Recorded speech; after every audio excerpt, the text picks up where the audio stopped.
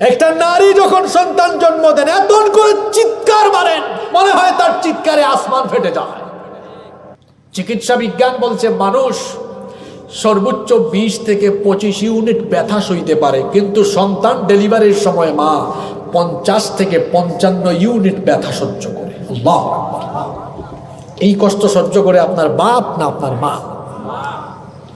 3টা কষ্ট মা সহ্য করেছেন যেটা বাবা করেন নাই।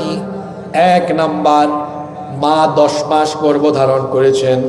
2 নাম্বার, মা আপনাকে প্রসব করেছেন। 3 নাম্বার, মায়ের পেট থেকে বের হওয়ার পরে ভে ভে শুধু কান্না করে, কোনো ভাষা নাই।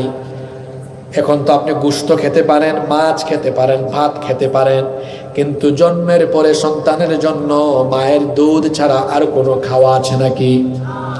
জন্মের পর থেকে আপনাকে 2 বছর 2.5 বছর